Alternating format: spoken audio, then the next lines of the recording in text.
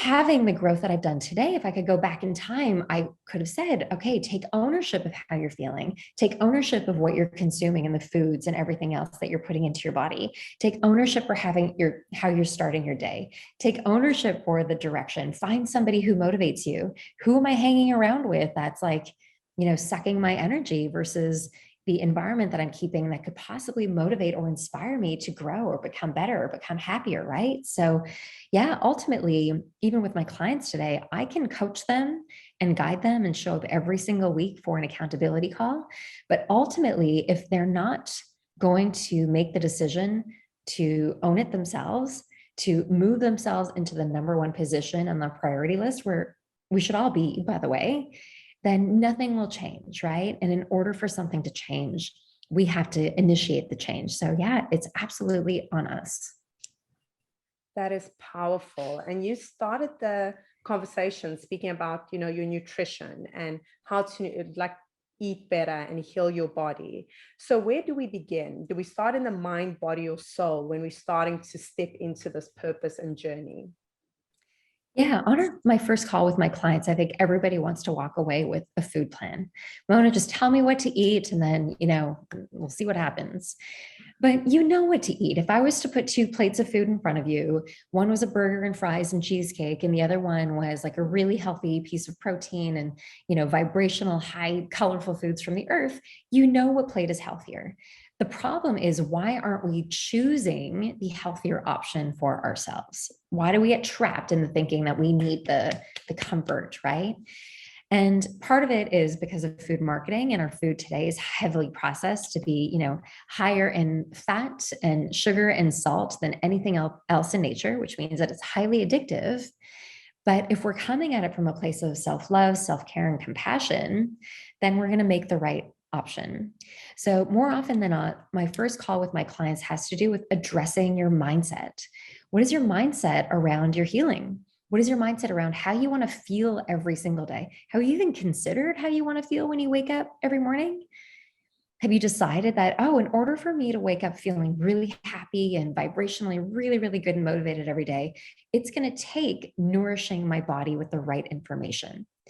And that's what food is. Food is information. Every single thing that we digest is information that goes to every single cell within our body, but we don't think about it that way. We just think, oh my God, just throw it down the hatch and expect my body to deal with it. So I think that when you can really get in tune with what your why is for living healthy and happy, what the impact would be. So for example, everything that you eat, that you consume today might not reflect in your body tomorrow, but it will certainly reflect in your body when you're 80s and 90s and 100 and beyond, right?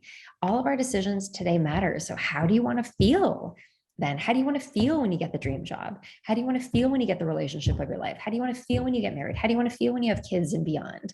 How do you want to feel when you embark on your new career path, right? You obviously, more likely than not, don't want to do it from a mind and body that feels tired, fatigued, and depleted. You want to do it from a body, mind, and spirit that feels empowered and overjoyed, where food can really be used as a tool to help you thrive. And for my lineage, growing up with Ayurveda, this kind of ancient Indian science, we digest everything. We digest what we eat. We digest what we smell. We digest what we watch. We digest what we listen to. And we digest what we feel. So ask yourself, what are you digesting? Are you digesting the right foods? Would you want a nutritionist to come over and look in your cupboards and look in your fridge?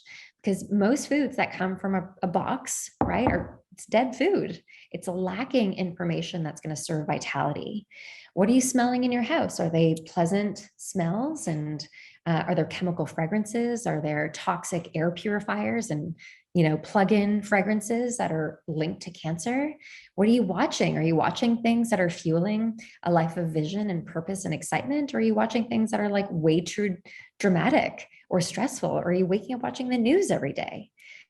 What are you listening to, right? Is it music that has really happy lyrics, or, music that fuels you wanting to be happy? Or are you listening to some really sad music and really down podcasts, right? And then of course, what do you feel? I always talk about this idea of creating your own ashram in the city. There's nothing unique at the ashram except it's a place that sets the stage. The foods are healing. The scents are natural. What you watch is pleasing. It's bright and it's colorful. The colors that you wear on your skin are also really bright and soothing. They're free of chemicals and stuff like that. So replicate all of these things. Look around you in your house and just ask yourself, is this fueling me and the version of myself that I want to create? Or is this depleting me and keeping me stuck in this version of myself that I'm ready to move on from? Oh, and Mona, as you're speaking, the one question that came to mind is, as you said in the beginning, right? You can put a plate in, two plates in front of someone, and we know intuitively what's good for us and what isn't. Everything you're saying makes so much sense, especially on a logical perspective. However, why is it that as human beings, we can know something, yet struggle to do it, even though we know it's going to be good for us in the long run? I think it's addressing how you're feeling every day, right? Like I said before, when we think about this idea of fight or flight, which is our body's response to stress, we now know that a lot of disease or dis-ease within the body is caused by this word inflammation. Some inflammation is actually good for us. It causes a response that turns on our body's incredible healing powers, right? But when it's inflammation that is too far to one side, right, meaning too much of an inflammatory response, then that turns on dis-ease within our body, right? And so when I work with a lot of my clients today, I'm noticing that they're living with too much stress and anxiety, right? So back in the day, we would have called this flight or flight something that would happen when you would be running from a lion or a tiger, right? And as you're running from that lion or tiger, fighting for your survival, you would never say, oh, now's a good time to throw an apple in my mouth and start eating, right? We would never do that. Our bodies cannot digest food when we're under that much stress. But the thing is today is that most of us have gotten used to living with levels of stress that we've never lived with before. We're eating while we're watching social media. We're eating while we're doing work. We're eating while we're driving. We're eating when we're not even present. So are we going to make the right decisions? No, not at all. And I think this really goes back to setting the stage. You control with your dollar. Whenever you go grocery shopping or order food, ask yourself that guiding light question. Is this going to fuel my health? Because if you don't buy it, then you won't have it to eat. And it becomes very, very conscious. And it's about creating a new ritual in your life that causes you to prioritize yourself. You're essentially becoming your own advocate or your own coach, right? A lot of my clients will say, like, if Mona was on my shoulder, like, what would she be saying to do, right? So we all have to pretend we've got this wellness coach on our shoulder, just asking ourselves, because it's not about criticizing. There's no right or wrong. It's just going to manifest in how you're going to feel in this one life, in this one gorgeous, beautiful body that you have, that we can make the best out of, or we can make the decisions that cause us to suffer in balance. And we don't want that. I think there's a call to end the suffering that's happening today. Mm. And in today's, body positive movement that, has been pretty widely spread as to people needing to love their bodies as they are, do you feel like we are leaning way too much towards one side, where we like, I just want to love myself the way I am, therefore I don't need to change it, and therefore it actually keeps us in a state of unhealthiness and dis-ease? That's a good point. And I know it's a really touchy topic for a lot of people, because we obviously do want to love our bodies unconditionally. Like, our bodies are miracles. They're working for us every single second of every day. We've had a heartbeat that's been beating for us since we even arrived, before we arrived from our mother's womb, right? It's powerful.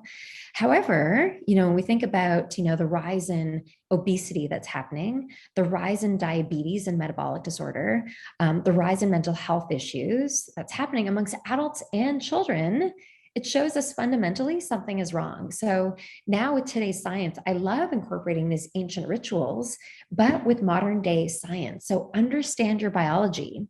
When you go to the doctor, which everybody should do at least once, if not twice a year, not because something's wrong, but your doctor should be your partner. Get your blood labs done. Get a full spectrum blood lab. If you can, get a stool test done. Understand what's happening within your stool, the bacteria and viruses that exist, if there's an imbalance of good and bad bacteria. You want to know these things so that you're making the right decisions. Because if you're somebody who has like the most body love and self compassion, you're really owning it, but your inflammatory markers are through the roof, your blood sugar is leading you to become pre diabetic, right? Your heart potentially is inflamed. Then that just says, okay, you've got to do some repair on your biology so that your self love can really match a body that is thriving.